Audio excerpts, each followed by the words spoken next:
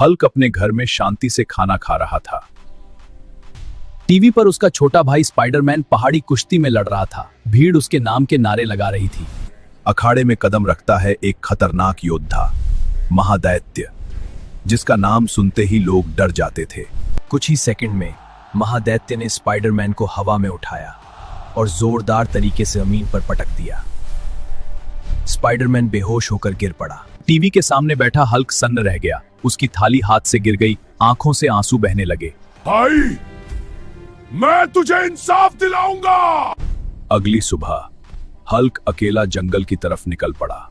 अब उसका एक ही लक्ष्य था, खुद को अजय बनाना।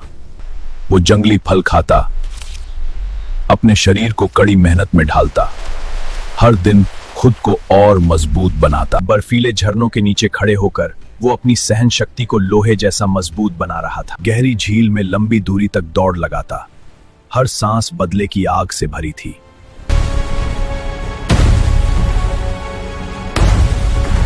दिन, महीने और फिर साल गुजरते गए। पूरे 8 साल सिर्फ तैयारी में।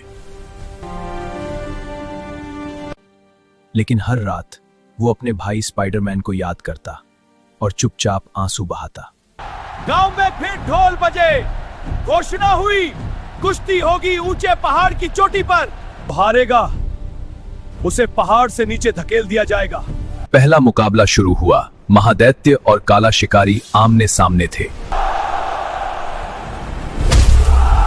महादैत्य ने एक ही बार में काला शिकारी को गिरा दिया। कोई भी आगे आने की हिम्मत नहीं कर रहा था। तभी भीड़ के पीछे से भारी कदमों की आवाज आई। हल्क वापस आ चुका था। दोनों आमने सामने खड़े थे। हवा भी जैसे रुक गई थी। महादैत्य ने मौका पाते ही हल्क को उठाकर जोर से पटक दिया। पहाड़ की जमीन कांप उठी।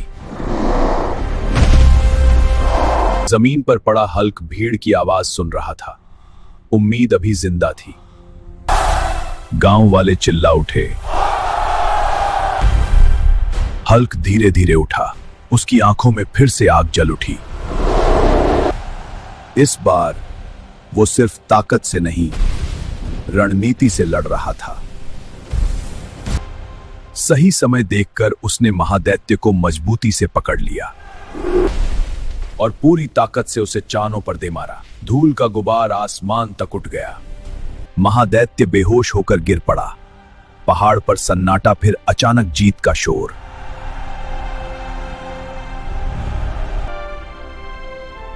भाई स्पाइडरमैन, आज इंसाफ हो गया।